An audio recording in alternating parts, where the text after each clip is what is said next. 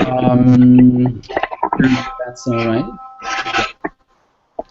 So the ScreenFlow recording is working fine. Okay, so yeah, here we go. This is cloudwords.net with our, well, the first roundtable discussion. And well, we're doing this because today, or well, tomorrow, it actually depends when you're watching this video. It's a pretty special day. The world is celebrating Data Privacy Day 2015, where it's basically all about staying safe online, protecting one's identity, enabling trust with potential customers if you're a business that deals with data, and well, frankly, is there a business that doesn't deal with sensitive data? And well, certainly we're going to discuss these matters today in this little webinar or webcast or roundtable discussion, as I call it. And in today's discussion, I hope to go a little bit into detail about the current state of online security and privacy, as this is an issue that will pop up even more in 2015, I believe, than in 2014. And you certainly heard or remember the Heartbleed thread that exposed the OpenSSL protocols. Then there was the shell shock that lets hackers run code on any particular website.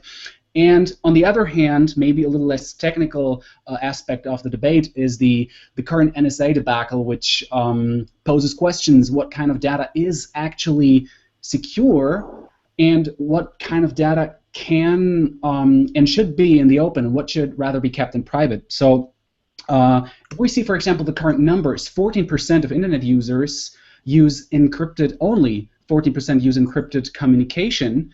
And according to a study from eMarketer that I dug up today, 22% only worry frequently about their privacy online. And wow, I mean, those are certainly numbers worth addressing, I believe. Now, I'm going to out myself here a little bit in this discussion. I'm not a security expert, and yes, I do use Dropbox and other cloud services, but the good news is I am not alone today on this roundtable, and I'm really, really delighted to announce that we have two amazing guests as security experts here at our virtual table. We have, and I'm say sorry in advance for mispronouncing your names. We have Fahmida Rashid, who is a very well-known security writer for top-of-the-line magazines such as PC Mag and Security Week. And on the other side of the table, I have the Pulitzer Prize winner Byron Acohido with me. And before I embarrass myself mixing up the facts and figures of your bios, I just handed over first to Fahmida to tell us a little bit about yourself. So who are you? Why are you a security expert?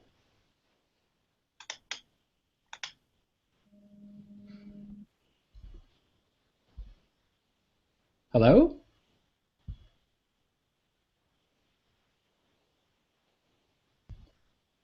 I don't know if she heard you, Mauricio. I heard you. Okay, you heard me, but Fahmida, are you on? hello?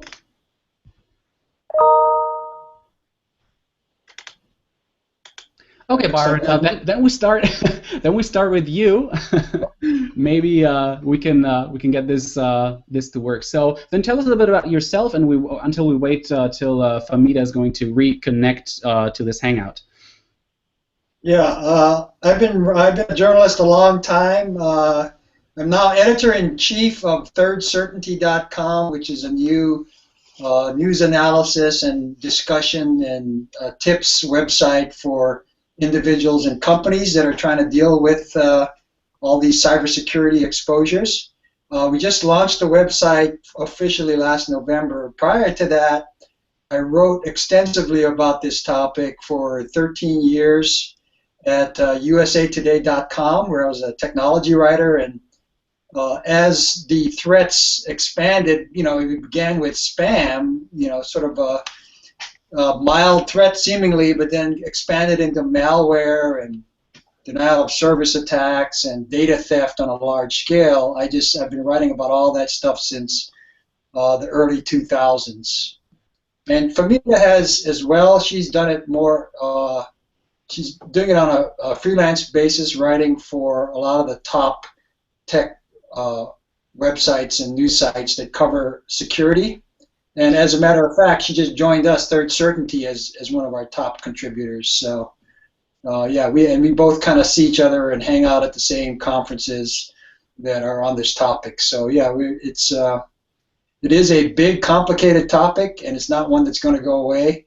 And I'm So kind of how did you get into this topic of security? I mean, how did you get started? That's a great question. I started because I was hired to cover Microsoft at the time. They were being sued for monopolistic practices, and then in the summer of 2004, I started writing along with everybody else about this crazy MS Blaster virus or worm. We didn't even know what to call it. It was circling the world and infecting Microsoft computers.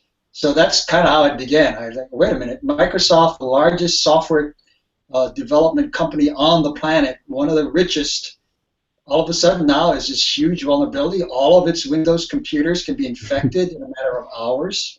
So that kind of began the whole journey. I said, well, I'm going to pay attention to this. And, from that point to now, the fascinating part is that the growth of in terms of just activity and sophistication of the criminal side has continued to grow exponentially, quarter after quarter, year after year. And the more we grow the legitimate commercial side of using the internet, into mobile devices and cloud services, all that's doing is helping them do that, to grow exponentially. So you basically have witnessed. So you basically have witnessed like a professionalizing of both the good part of the cloud or the internet as well as the bad. So how do you explain this development? So why is it that hackers and spammers are actually catching up with big corporations or even surpass them and hacking into those systems?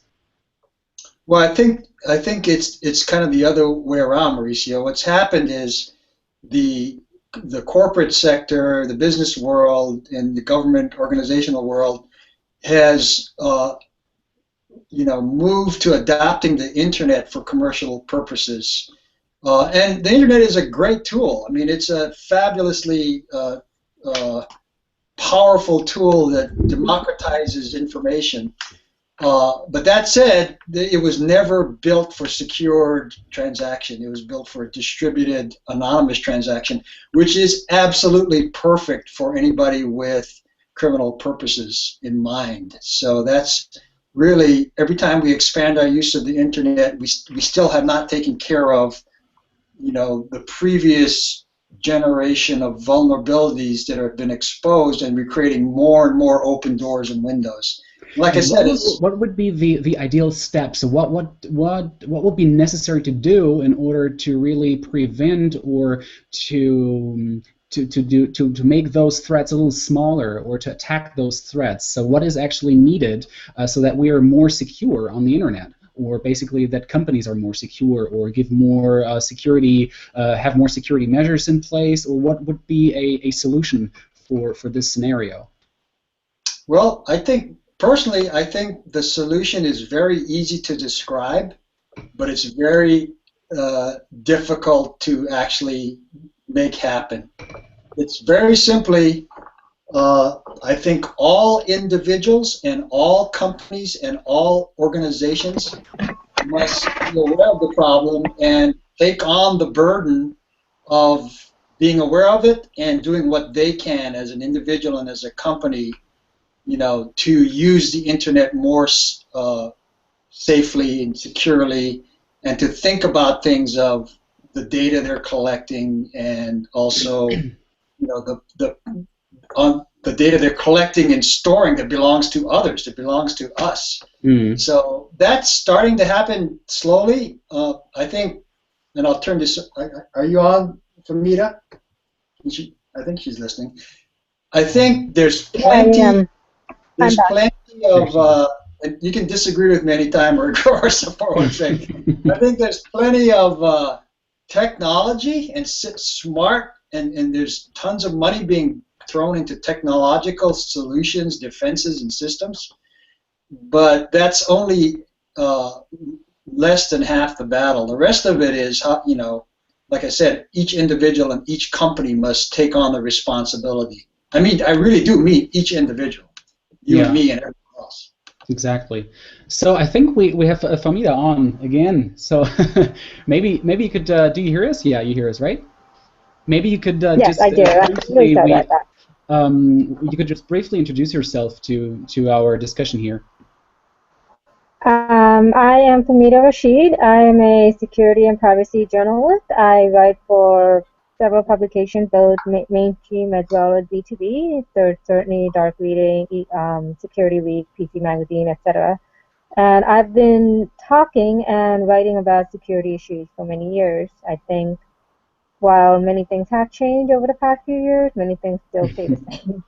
So I will And ask you the same question I've asked Byron. How did you get into security? Why? What was the reason? What was the pivotal point in your life where you said, "Yeah, I'm going to dedicate my life or a great portion of my life to this area"?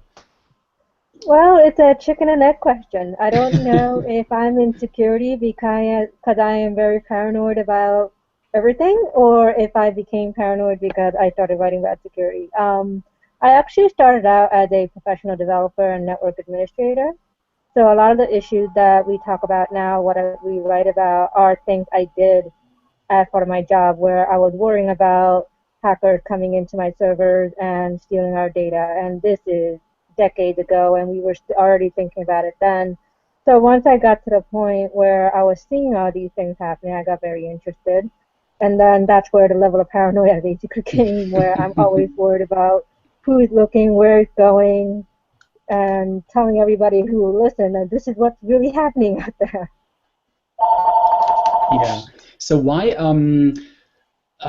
This is a question I can address to both of you, I guess. Is why is security, or why is the topic of privacy so difficult to understand or to grasp for regular people? I have, and maybe we can discuss this a little bit. I've made a little interesting observation regarding the terms of service of certain web services, for example, Facebook and Twitter, and I believe Facebook started out, or when they started out, 2000, I don't know, 7, 8-ish or something. Their terms of service only had like 300 words or something, and now their terms of service, the word count has exploded to over 6,000 words. And just as a comparison, the American Constitution only has, I believe, 4,500 words. So why does it have to be so difficult to talk about security or data privacy in this area? I think there are several things right there. The one big question here is we've always kind of approached our digital lives as this sort of separate from our real life. We've always said, oh yeah, what happens online, it's just bytes of data, it's not tangible. So we've always treated security and privacy on the digital side very differently from how we see security and privacy with our own home. Now, with all of our information going on Facebook, on Twitter, etc., we're suddenly crossing that divide. We're suddenly taking all the stuff that you used to talk about with your friends in your living room, you're suddenly doing it online. But we haven't, as consumers, as general users, made that shift, that the expectation of privacy we had with our walls in our living room doesn't actually exist on Facebook. So, and again, you're doing it in someone else's territory, which again is a hard concept. Yeah. So Byron, why do you think why do we need 6,000 words for a terms of service for a usage agreement for Facebook or Twitter or other digital services? Well, just adding on to what Fahmida said, not only did we not see this coming as consumers, and I'm speaking of U.S. consumers at this point, we did not see this big shift in, well, what we do in the online world actually is going to become more of what we behave like during the course of the day than what we do in the analog world. We spend more time in front of our screens than anywhere else. At the same time, to your 6,000 word privacy statement, Mark Zuckerberg, the young CEO, very early on declared that, hey, we're going to go for this. Privacy is no longer a social norm, is what he said, caused a big storm. But what he was saying really was something Google and others had already been putting into practice as a business practice, which was the fact that here was this internet. There was a, like I said, a global distribution network plugged into everyone. And in the U.S., we really had no online privacy law. We still do not. The president has proposed one, and he reiterated that proposal just recently, but we do not have any law. So we had this entire greenfield area that the 6,000-word privacy statement is just one small, nugget of that, one small grain of that. And what's happened is essentially the online advertising world, led by Google and Facebook, have done everything they can to track you online, to grab the information about you, and then to use it to make for commercial purposes, which at this point is kind of singular. It's to sell advertising, to profile you for behavioral targeting advertising. But that's opened up a whole can of worms. Let me just shoot me a question to you. Why is it so bad if people gather information about me to give me more targeted advertising? Isn't it actually good to have better advertising so that I'm not bothered as much? I would say, I'll answer real quickly. I would say yes, if, one, you trust them, two, they do it effectively, but no, because from my perspective, they're not asking, that's a lot of value there, they're not asking my permission to do it, and they're just taking that entire value, pulling the rug out from under me.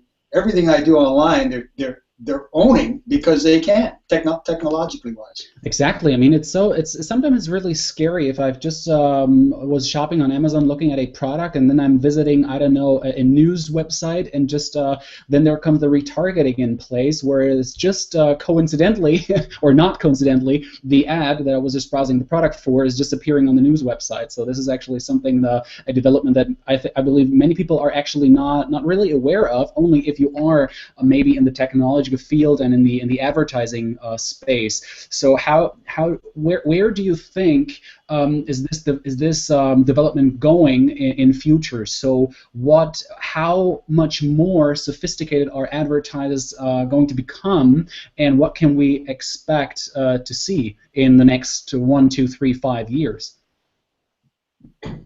Well, advertisers are already very sophisticated on one level in terms of gathering what you're doing and profiling you. But so the question there is, they have all this information. What else can they do with it? And that is a whole discussion about profiling people, beyond what's reasonable, and/or turning the profiles over to, or parts of the profiles over to the government, the NSA. But the where was I going with this? The other side of this is, when I said the U.S. only, the Europeans are already taking this, grabbing the bull by its horns and insisting on an approach of the online advertisers returning control of online behavioral data on individuals and personal data on individuals back over to the consumer, the individual person. So the U.S. is not doing that at the moment. Like I said, President Obama has, in broad outline, proposed that we follow the rest of the world, Canada, Europe, and Asia. But so far, the politics in the U.S. being what it is, we're not going to go that route in terms of actual regulation. But the president is sort of setting principle out there for, to kind of get the private industry aware and maybe acting proactively to change their behavior a little bit. So, Fahmida, we were just talking about online advertising and that users become more and more transparent in their in their overall behavior, and that advertisers are actually more and more capable to track our activities and then to serve us more targeted ads, which makes us more transparent and probably more inclined to buy, and that this poses actually a problem for our society and for our own privacy. So my question would be, there are basically what I've now gotten from our discussions, there are two sides. We have, on the one hand, we have the threats of hackers that actually attack larger corporations because there is so much data on their servers and in their data centers about users or about financials. And on the other hand, we have the advertising dilemma, or the dilemma that we as individuals give a lot of information without even knowing or without our consent to large online corporations that then in turn can serve as better advertising. My question is, what do you see? What is the worst threat of those two worlds, basically, or where do you see more development going on in the next couple of years? I think we're going to be seeing a lot of focus on the protecting themselves against threats, because it's always easier to say that, oh yeah, it's the bad guys over there in other countries or even here who are after us because, you know, they're the boogeyman, if you will. And it's really hard, I think, from a user standpoint, as well as I think from a legal standpoint, to really go up against business and say, oh, we don't want businesses doing what they're doing. I mean, we can say it as an end user standpoint, but I don't really see a lot of traction gaining because there's enough vested interest. I mean, from an end user standpoint, I think if I don't see advertisements at all, I'll be happy, but obviously that's not much of a choice. So as long as there's advertising, I think there'll be less of movement in trying to solve the advertising problem.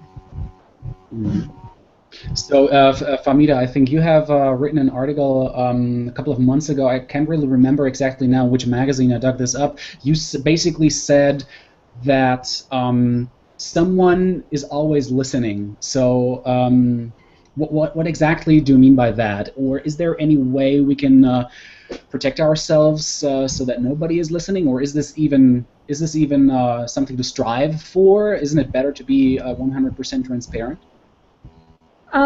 There's always someone listening, depending on whether you're saying that someone is your email provider, your internet service provider, if you want to go to the government, you want to go to a malicious actor, a cyber criminal.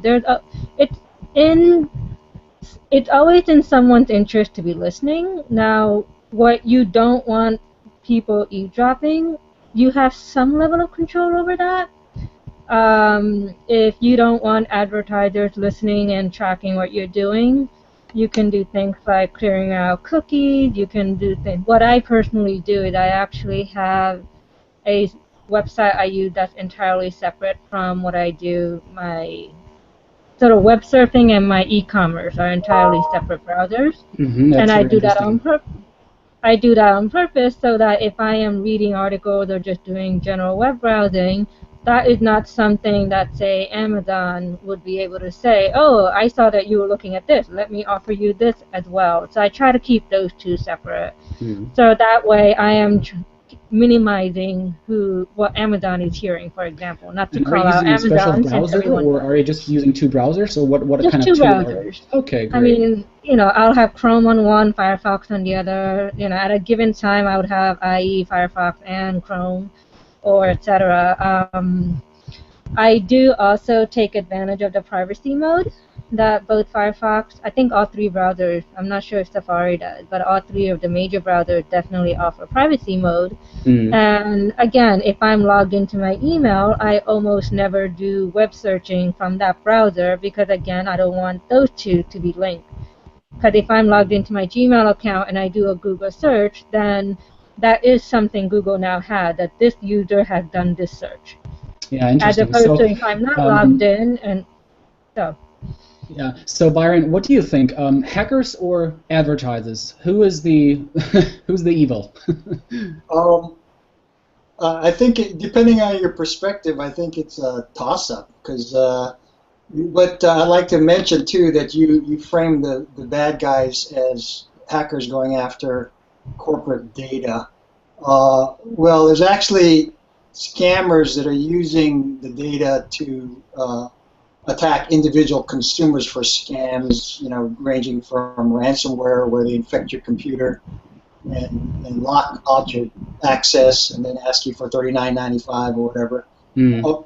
Even before that, I should say that they're infecting your computer proactively because they want to use it as part of their network of infected computers, or botnet. So that's the engine that drives all this, and one of the big reasons we can't stop it is because they're using your PC and my PC, and now they're using website PCs, WordPress servers, and the whole the infrastructure of the underground is built on infected PCs, which is why we can't stop them. So that's a threat as well. So how do you measure that? It's probably the bad guys, now that I'm talking, that are the biggest threat, because they're so far ahead, and they're just, like I said earlier, they're continuing to just methodically stay ahead and open the gap, and then sometimes the good guys close it and then they open it again.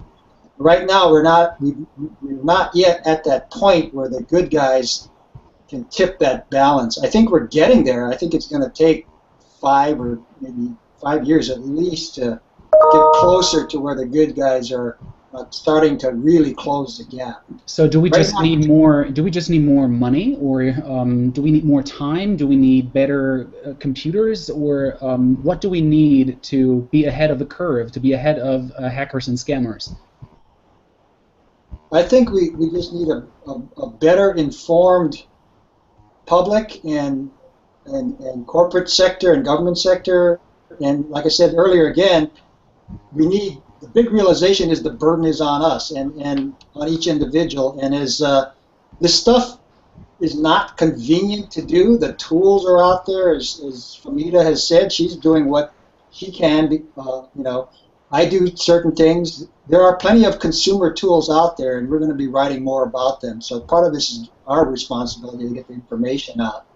You know, there's private VPNs you can use. There's secure email you can use. There's even a secure browser I wrote about from White Hat called Aviator that you could do if you wanted to do secure browsing. You could just use that exclusively. And so a lot of the technologists are using White Hat Aviator browsers. It's free. So yeah, there's plenty of those who are listening. We're going to put all the links to the tools that were mentioned in this video. We're going to put them all in the description window so that you can later look them all up. So go ahead, Byron. Yeah. So really, like I said, I'm very optimistic that this is going in the right direction, but it is going to take a long time. Right now, here's a way to look at it. The Department of Defense and the financial sector, Wall Street, has poured billions into defending themselves on the internet, yet they still get attacked successfully. And then so the rest of us, the rest of the corporate sector, is like several steps behind. So they have to even close the gap to get up to what the banking system and the military is doing. You know, so they have to close that gap first, and then everybody has to close the gap together. And we as individuals have to do our part. Yeah, so it's a constant chase, basically, of who's going to get better, who's more creative in solving those problems, and especially advertisers are also, because we have this both worlds. Advertisers are also going to get better at targeting. But I personally think, well, if we're talking, for example, about transparency online, which many people, especially from the larger corporations, are advocating, they say, well, transparency is actually not so bad. Or I don't know if you guys have read the novel The Circle, where basically the total transparency is showcased in a rather dramatic way. So wouldn't we all be better off if we just said, okay, hey, we're going to be 100% transparent because, hey, we don't have anything to hide, because this is the basic argument that guys in favor use to defend transparency, or even more transparency than we already have, basically by browsing online and putting our data up on social media platforms.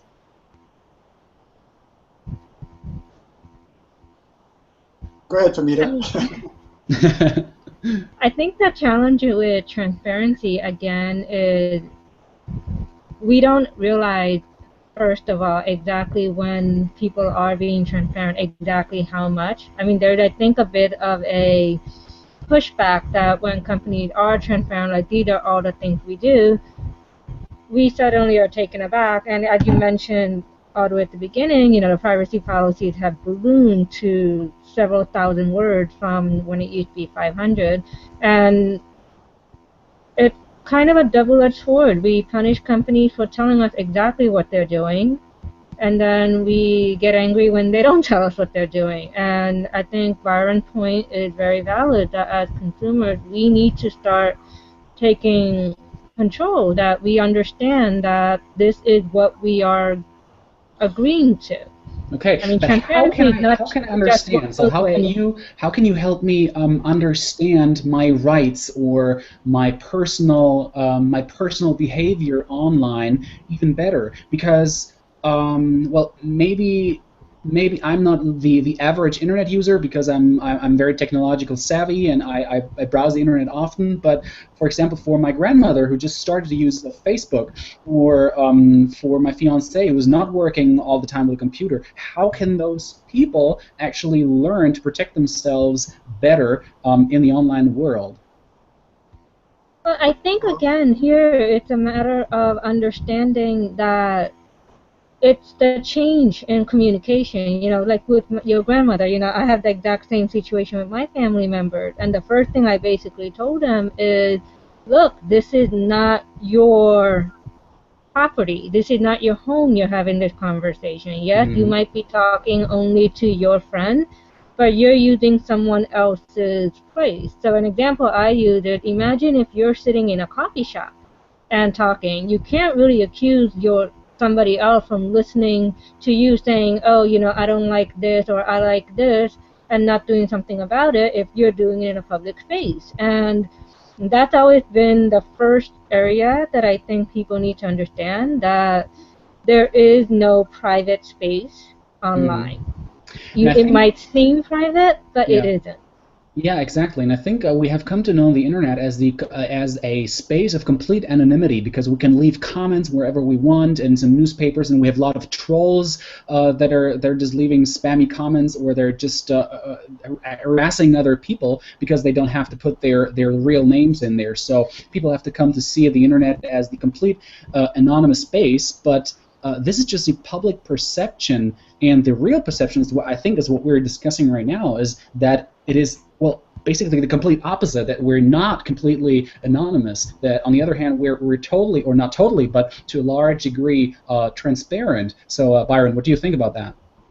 I think you hit it on the nail on the head. So when you click on your internet and check your email and then check the weather site in the morning, uh, this is true because I've seen several different people look into this.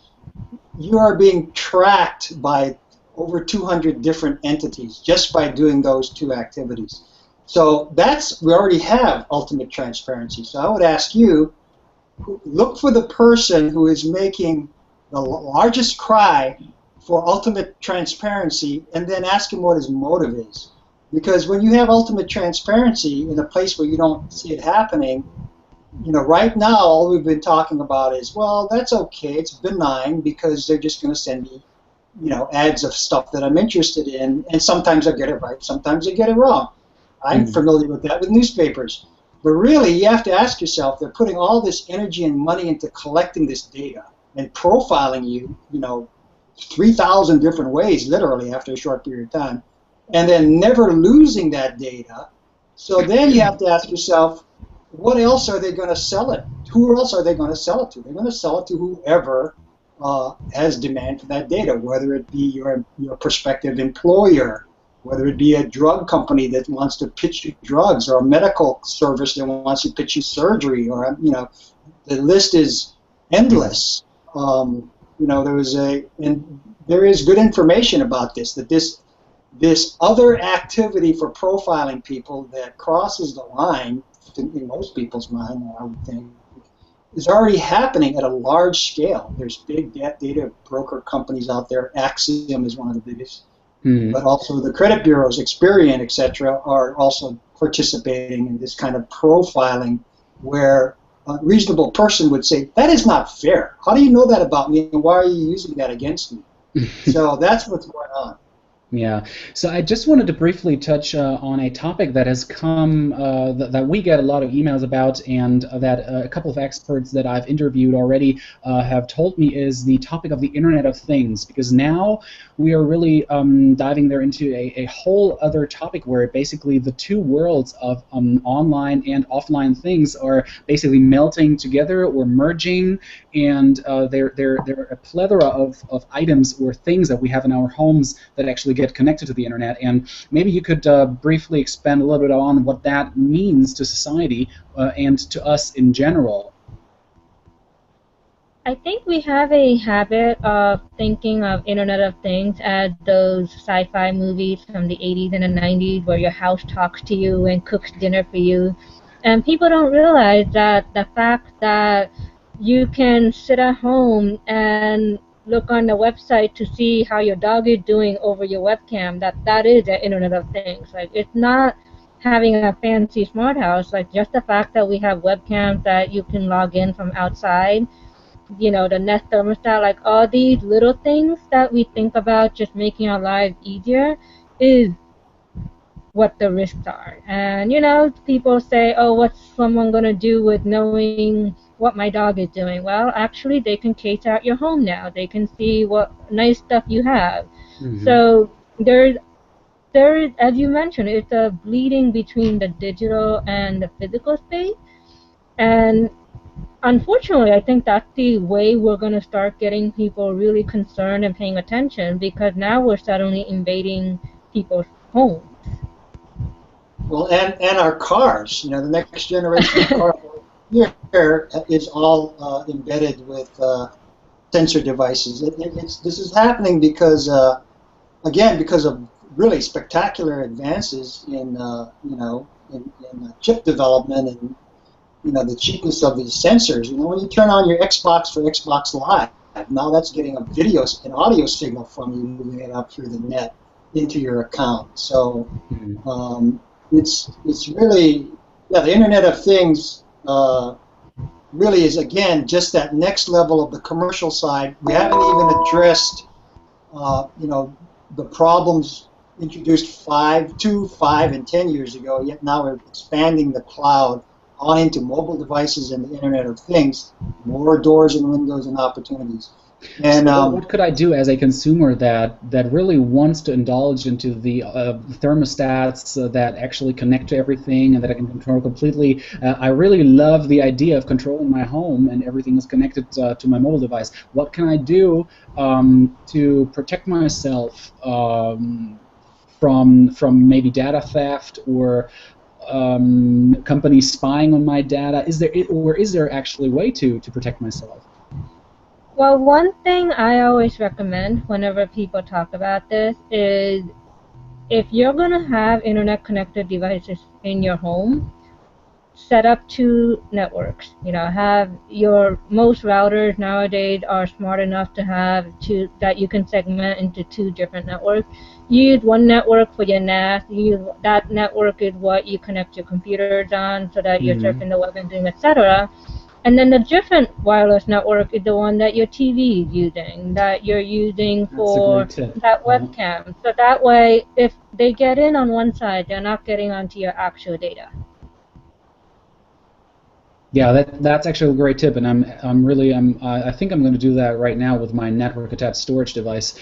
Setting this up on a different network. Yeah, that's really good. Yeah, the Internet of Things is actually is really interesting, and where do you see? Are we actually going to be now in 2015 or 2016? Are we actually going to be at a level where everything is going to be connected, or is it still going to take like 5 years or 10 years? So how long would you think? I mean, this is obviously a crystal ball speaking here, but how do you think? Where do you think we're headed with the Internet of Things? I don't think it's 5 years. I think it is closer to 1 to 2 years. I mean, this year alone, I'm right now engaged in a big home renovation project, and one of the things I wanted to do was get a new garage door. And it was so difficult finding a simple garage door model that wouldn't have the feature where I could unlock it using my cell phone. I kept assuring the garage door salesman that I don't want to be able to use my cell phone to unlock my garage door. And it was just difficult finding a model. So I think we're seeing that in the marketplace. There's a lot of products out there already. There's going to be more in the next year or two if CES this year is any indication. So we're not talking 5 years. I would say 2 to 3 years at the absolute latest. Mm-hmm. I'd argue we're kind of already there, because you think of the Internet of Things. What is the one Internet of Thing that is the most ubiquitous? Every one of us have and never are without, or practically never using.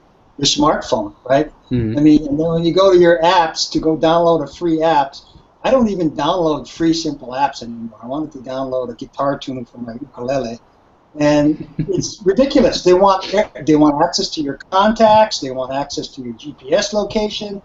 Except they want access to the identity of your device. For what reason? Just so I can use it.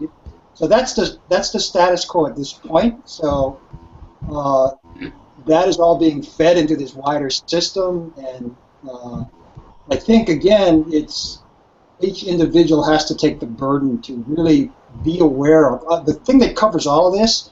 Is it's your responsibility to be aware of this, and it's your responsibility to kind of think about the risks and then say, okay, I'm going to accept those risks, but I'm not going to accept these risks. And I'm going to have to accept not being as convenient anymore, which I'm doing, and Fahmida does in terms of with our work units, we have to use high-level security to access it. We can't just use quick password, whatever the feature is, or no password. Mm-hmm. We have to, so that everybody has to take on a little bit more, because it's going to take a while for others, more infrastructure level systems to start getting traction to take care of some of this. And now, really speaking of this, and now going towards the end of this little webinar here, I would love to hear some tips from you guys for both businesses and consumers, what they can do to protect, in the spirit of the Data Privacy Day, what they can do to protect their data, their files, their online identity. What are some tools, or what is the one tool that you recommend for people to use to protect their identity? The first thing I always recommend, and the most important I think, is if you don't have a VPN from your employer, you should sign up for a VPN service. There are a lot of free as well as paid services out there. Do you have a specific recommendation which VPN you use? I personally love private internet access. It's kind of a pain to say the entire thing out loud, but it lets you control a lot of your requirements. Like if you want it so that it's only on one browser but not on all your browsers, if you want it so that you have certain times where you are using the VPN and other times when you don't need to, and there are ways to control, as well as the fact that it's one of the few I've seen where you don't find your activity slowed down too much. In fact, the company has done a great job in using their networking technology to boost some of your speed in certain places. So you might actually see better speed using VPN on private internet access than you would over your own dinky Wi-Fi, actually. And then we have covered the consumer side. What would you recommend for businesses? What can businesses do to better protect their data? Is there any specific line of thought you can share with us? I'm writing a lot about that, especially for small and medium-sized businesses. But the same principles hold true for any business. The first thing is you have to stop the very basic stuff. Take an assessment of what you're doing to all your digital assets, all the data you're collecting and storing, and look at it from a security point of view. Look at all your partners, how that data is coming in, how it's being used. Because if you're a small business dealing with a large corporation, the large corporations now are going to want to demand that you show them that you've done this in order to do business with them. That's because Target was breached by an HVAC vendor who they gave access to fix their air conditioning. Mm-hmm.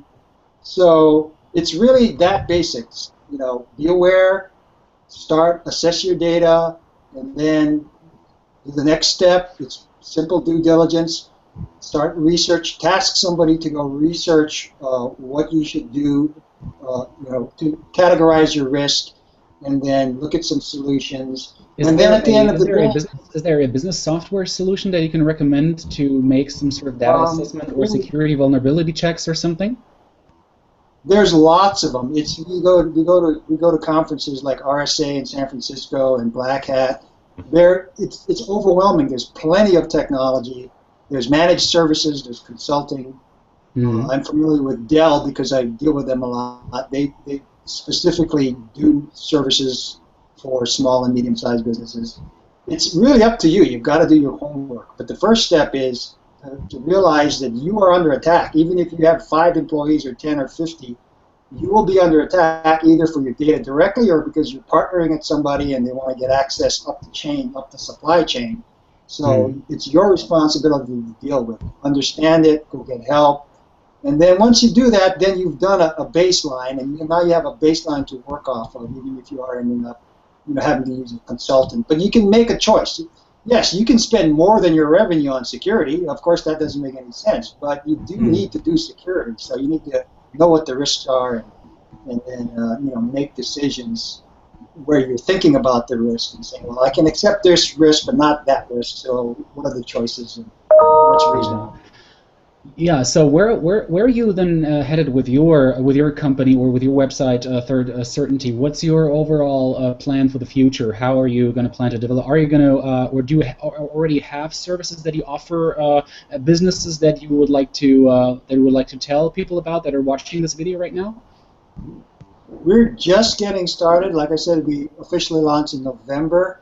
So we do plan to become a source, a reliable, consistent source of tips and different columns for both consumers, individuals, and businesses. Right now, we're basically just like covering the news. There's so much news, so we're trying to analyze the news and get messages across, simple messages like the one I just described. Just to help the discussion, help the awareness grow. We're kind of at that level. But going forward, the rest of this year, yes, we hope that Third Certainty becomes known as a place where it's easy to find this information. Yeah, that really sounds amazing, and you already have some really interesting articles up there on Third Certainty. Yeah, I believe we have covered a lot of tips, a lot of great points in this discussion about privacy and data. So, well, just thank you very much for your time and joining me here in this little webinar. And we have all the information up and running in a couple of hours. So when I've uploaded this video to YouTube, you can find information on the Data Privacy Day on cloudwords.net, where we have like a massive article about Data Privacy Day. We're going to have the video on. We have top experts commenting on security and data privacy issues. Yeah, and it would be great if you could share this video, this article with your contacts or wherever you see it fit. Basically, the discussion around data privacy. I hope you enjoyed the discussion as much as I did. Yes, great questions, Mauricio. Thank you very much for inviting me. Yeah, thank you so much. It's definitely thought-provoking today. Yeah, it was really nice meeting you guys. So I will hit stop broadcast, and I don't know if we're still connected then or not. If we are going to be off, then I'm sorry, but I just